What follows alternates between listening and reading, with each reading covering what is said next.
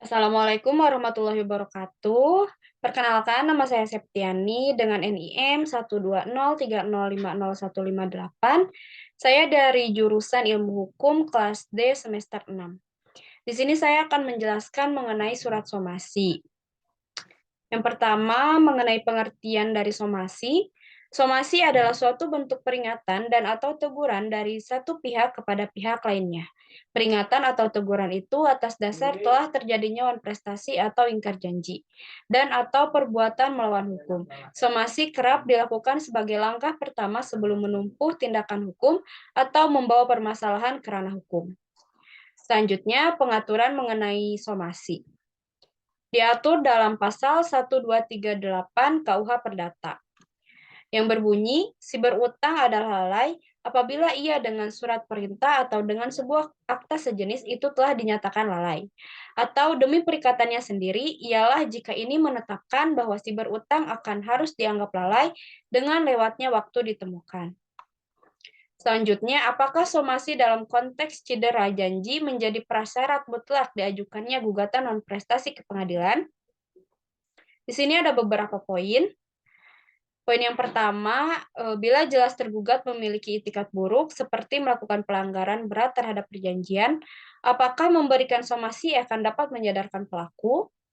Lalu poin yang kedua, bila tergugat sudah jelas tidak lagi mampu melaksanakan kewajiban dalam kontrak, apakah somasi masih memiliki relevansi untuk diterbitkan terhadap tergugat?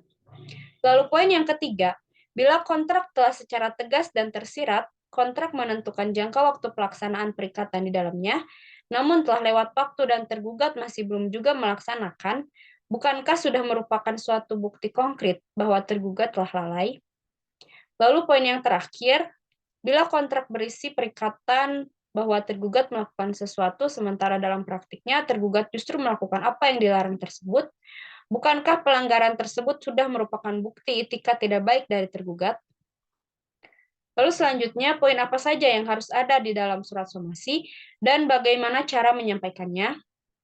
Yang pertama, somasi harus disertai identitas pengirim dengan uraian singkat tentang kedudukan sang pengirim.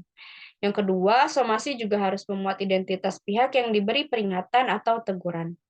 Lalu yang ketiga, uraian singkat tentang permasalahan yang terjadi dan hal-hal yang seharusnya dilakukan pihak yang diberi teguran. Lalu yang keempat, tuntutan hukum yang harus dipenuhi oleh pihak yang diberi teguran atau peringatan. Dan yang terakhir, tenggat waktu pemenuhan yang harus dipenuhi oleh pihak yang diberi teguran. Baik, selanjutnya masuk ke dalam contoh pembuatan surat somasi. Yang pertama yang harus ada dalam surat somasi jika menggunakan jasa bantuan hukum adalah kop surat atau kepala surat.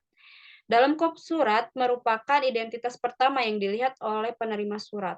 Kop surat ini memiliki fungsi untuk mengetahui alamat dan instansi dari kantor hukum seperti yang terlihat dalam surat somasi ini. Sini ada nama kantor hukumnya yaitu Neo Law Office. Juga ada alamatnya di Jalan Kuangya nomor 23, Kota Bandung, Jawa Barat. Lalu yang selanjutnya berkenaan dengan tanggal serta kota diterbitkannya surat somasi.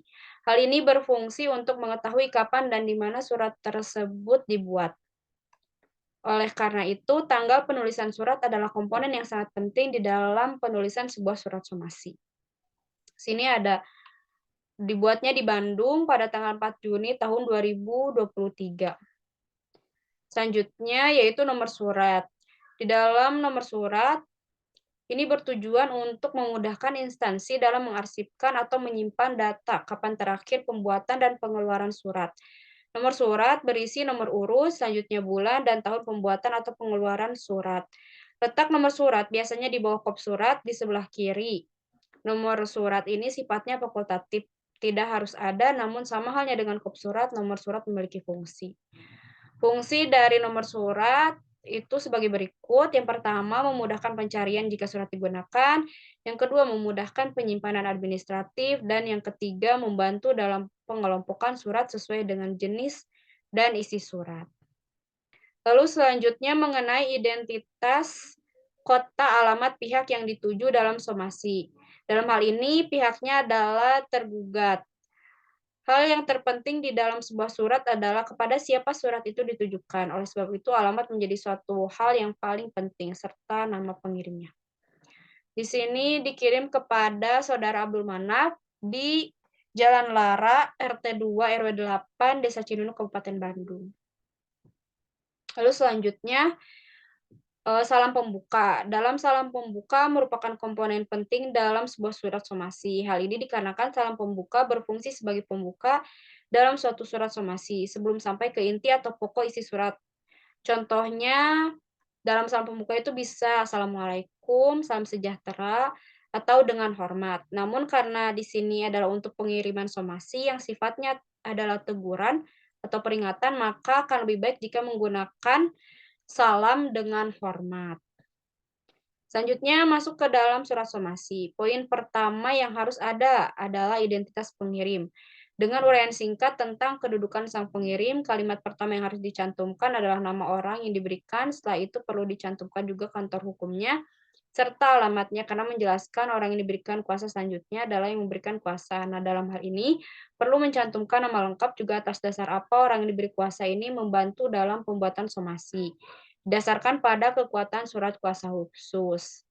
Nah, di sini ada kuasa hukum yang diberi surat kuasa yaitu Septiani SHMH dan Raihan Mahendra SHMH yang merupakan advokat pada kantor hukum Neo Law Office. Lalu selanjutnya masuk ke dalam isi.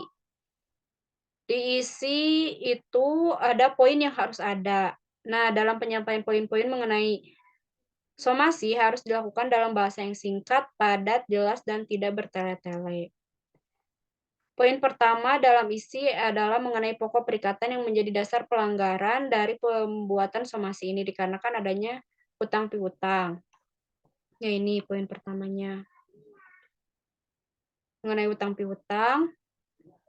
Lalu mengenai rincian pelanggaran data klien. Nah, dalam hal ini perlu menuliskan poin apa saja yang telah dilakukan klien atau pelanggaran yang telah dilakukan oleh pihak tersebut sehingga dijatuhkannya sebuah somasi. Nah, di sini dijelaskan bahwa pihak yang diberikan somasi itu telah melanggar perjanjian karena tidak membayar hutangnya. Lalu poin yang terakhir yang harus ada dalam isi somasi adalah ancaman. Nah, di sini ada ancaman. Bila pelaku masih tidak juga mengindahkan somasi tersebut, maka pihak penggugat akan melakukan gugatan perdata atau juga pidana sebagai jalur hukum. Di sini, kami harap Anda segera menyelesaikan kewajiban, yakni tertunda paling lama 30 hari setelah surat somasi ini dikirimkan. Apabila tidak kunjung dibayarkan, akan ditempuh upaya hukum yang lebih serius. Lalu selanjutnya bagian salam penutup. Nah, sebelum ke salam penutup itu ada kontak yang bisa dihubungi. Di sini kontak yang bisa dihubungi itu dari kuasa hukum. Lalu ke salam penutup, di mana berisi kata-kata penutup yang umum digunakan untuk menambah kesantunan dalam berkomunikasi. Nah, di sini. Di sini ada salam penutup. Demikian surat ini kami sampaikan untuk dapat diperhatikan dan ditindaklanjuti sebagaimana mestinya. Hormat kami, kuasa hukum. Baik, sekian yang dapat saya sampaikan. Mohon maaf apabila ada kesalahan dan kekurangan. Wallahu muwaffiq ila aqwamit thoriq. Wassalamualaikum warahmatullahi wabarakatuh.